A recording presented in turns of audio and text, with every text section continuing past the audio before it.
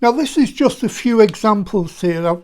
Going to show you how to make a card using any text, using the graffiti text, and you get them in different sizes, so it's up to you how big you want or what you want. You can use them as buntings if you want. You can print off, happy birthday or congratulations and hang them, but there's lots and lots of different ways of doing it. Now you need the alphabet set, and they're in 6 different sizes, up to an A3 down to a mini.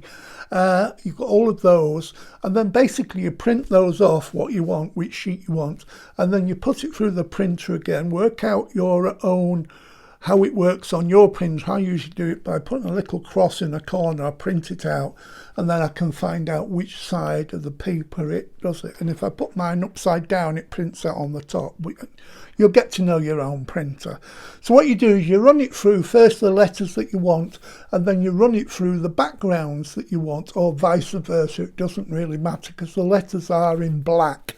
It shows up. So this one was the small alphabet set, and I've printed off one of the walls, and I've started cutting out the letters, lots of different letters. See, there's an example of one of the walls, and I've cut out one of them there. You've got all these alphabets you can cut out for making any names or text up that you want, and you can get them in different sizes. Here's a few of the medium large, and you've got this one here in medium large. You can see that's a B, that's an I. So this has got 2 to a page, or you can get 4 to a page, or 9 to a page, or even more. So that's what I've done. And what I'm going to do this card, I'm going to do just a birthday, but you could put any text that you want. So you need to get all your letter in, and then cut them out and lay them out as you think it's going to go.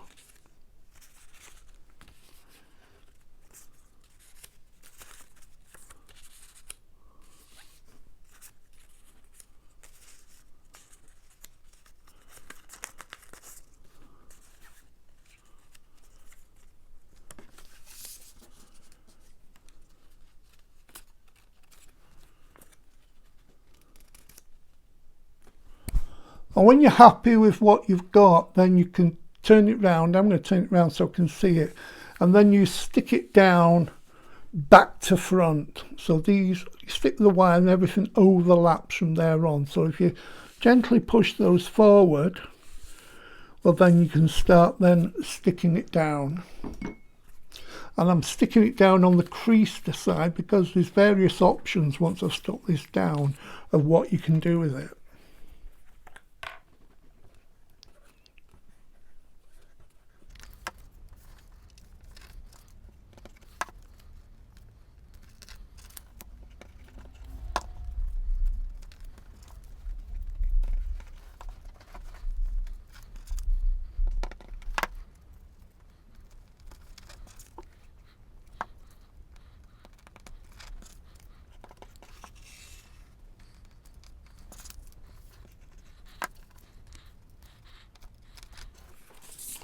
So there you have the finished text of the card. That's just using the text. Now you've got various options you can do with this. You can either just slice the bottom off like that, you've got a long slim card.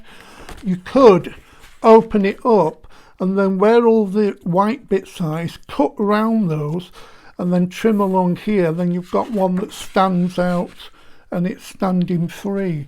But I'm going to try and cut one that will be freestanding.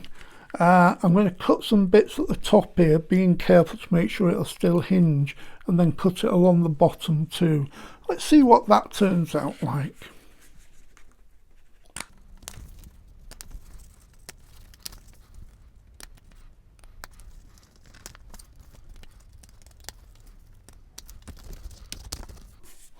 So you can see there at the top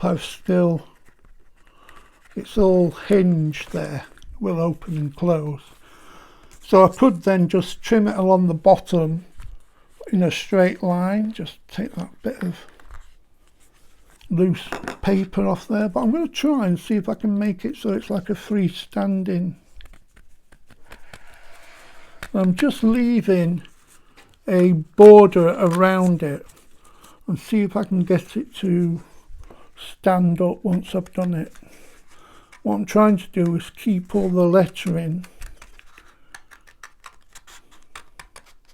on one kind of level, so there's at least a couple of places where it touches the ground. And if you don't trim off too much to begin with, if you need to trim it a little bit more, you can always go back and do that. So that's coming off there. I hope this is going to work. That's going to trim around there, and that's going to trim around there. I hope this is going to work, but it just takes it away from being a boring one to a stand-up birthday card.